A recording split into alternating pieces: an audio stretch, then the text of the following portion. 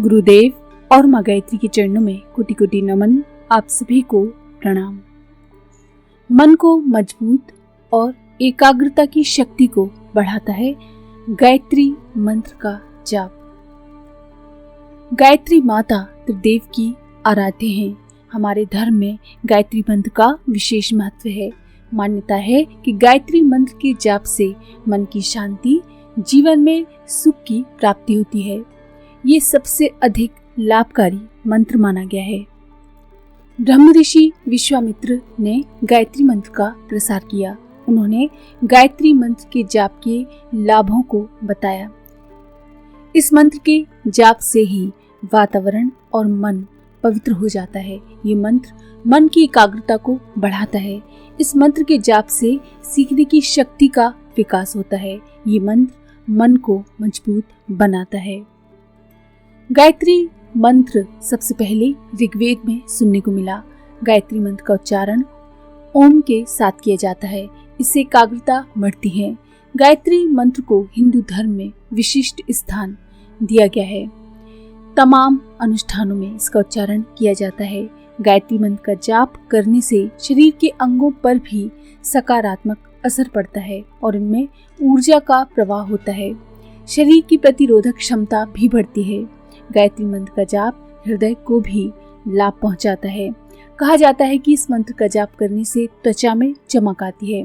गायत्री मंत्र का जप सूर्योदय से पहले करना चाहिए। दोपहर में भी इस मंत्र का जाप किया जा सकता है। शाम को गायत्री मंत्र का जाप सूर्यास्त से कुछ समय पहले और सूर्यास्त के 1 घंटे बाद तक कर सकते हैं। गायत्री मंत्र का नियमित जाप करने से हर क्षेत्र में सफलता प्राप्त की जा सकती है। इस मंत्र का जाप करने के लिए स्नान आदि से निवृत्त होकर स्वच्छ और सूती वस्त्र धारण करने चाहिए और किसी आसन पर बैठकर जाप करना चाहिए। जाप के लिए तुलसी या चंदन की माला का प्रयोग करना चाहिए। मनुस्मृति में कहा गया है कि जो मनुष्य 3 वर्ष तक प्रतिदिन गायत्री जपता है वो अवश्य ब्रह्म को प्राप्त करता है और वायु के समान स्वेच्छाचारी हो जाता है। इस प्रकार मनु जी ने स्वयं कहा है कि अन्य देवताओं की उपासना करें या न करें, पर केवल गायत्री के जप से द्विज अक्षय मोक्ष को प्राप्त करता है। यहाँ पर अधिक कहने से क्या फायदा।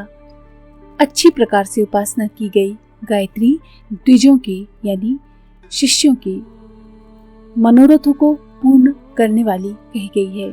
गायत्री के जान लेने से समस्त विद्याओं का वेत्ता व्यक्ति हो जाता है और कहा जाता है कि उसने गायत्री की ही उपासना नहीं की, अपितु 7 लोकों की भी उपासना कर ली है।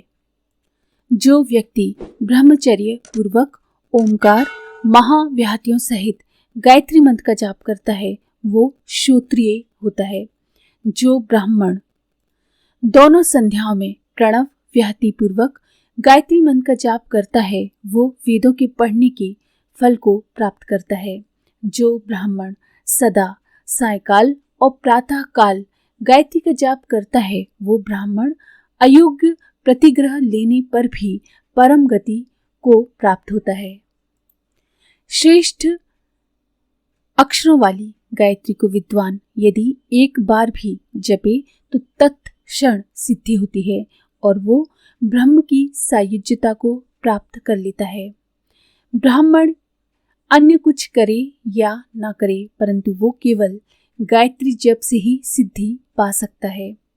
अन्य अनुष्ठान करे या ना करे, मात्र गायत्री की उपासना करने वाला द्विज कृतकृत्य हो जाता है। गायत्री तंत्र में कहा गया है, हे मुनि, संध्या काल में सूर्य को अर्घ्यदान और 3000 नित्य गायत्री जपने से पुरुष देवताओं से भी पूजनीय हो जाता है। गायत्री के एक अक्षर की सिद्धि मात्र से हरिशंकर, ब्रह्मा, सूर्य, चंद्र आदि देवता भी साधक से स्पर्धा करने लगते हैं। 10,000 जपी गई गायत्री परम शोधन करने वाली है। समस्त पापों को तथा संकटों को 10,000 गायत्री का जप नाश करके परम शुद्ध करने वाला है।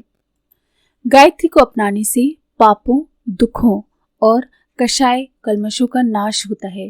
पूर्व संचित कितने ही कुसंस्कारों की जड़ उखड़ जाती है, जिसके कारण उनके द्वारा भविष्य में उत्पन्न होने वाले दुखों से भी छुटकारा मिल जाता है। कुसंस्कार स्वयं एक प्रकार के पाप हैं।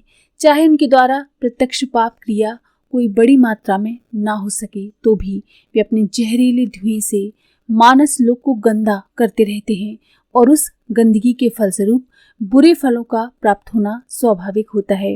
वे मानस पापों की निरंतर सृष्टि करते रहते हैं और उस सृष्टि का बुरा ही फल होता है। गायत्री साधना से ये कुसंस्कार उखड़ जाते हैं, जिससे उन विष वृक्षों का वन नष्ट हो जाता है जो भविष्य में अपने लिए अथवा दूसरों के लिए घातक परिणामों को उपस्थित करता है।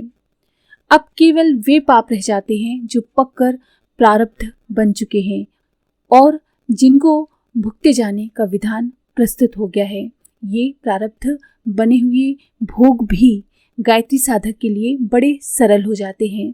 जेल के अधिकारी अपनी जेल में आए हुए क्रूर प्रकृति के कैदियों की अपेक्षा उन कैदियों से नरम व्यवहार करते हैं जिनका सेवा भाव उत्तम, विनयुक्त एवं मधुर होता है। जब मनुष्य का स्वभाव बदल जाता है तो ईश्वर का दंड विधान भी अपेक्षाकृत नरम हो जाता है। इसके अतिरिक्त सद्बुद्धि वाले व्यक्ति की सहन शक्ति बढ़ जाती है। वो ईश्वरीय दंडों को हंसते हंसते झेल लेता है और भगवान मुझे शीघ्र शुद्ध कर रहे हैं ऐसा सोचकर उस बुरी स्थिति में भी आनंदित रहता है। दुखों का सीधा संबंध मन की मान्यता से है। धन का मिलना या नष्ट होना बाह्य दृष्टि से कुछ महत्व नहीं रखता। कागजों का एक बंडल या धातु के टुकड़ों का एक थैला अपने पास रहा या दूसरों के पास रहा, इसमें वैसा कोई विशेष बनता बिगड़ता नहीं, पर मन की मान्यता के अनुसार इनकी प्राप्ति में सुख और हानि में दुख होता है। विरक्त पुरुषों की स्थिति इससे उल्टी होती है। ये प्राप्ति में दुख और त्याग में आनंद मानते हैं।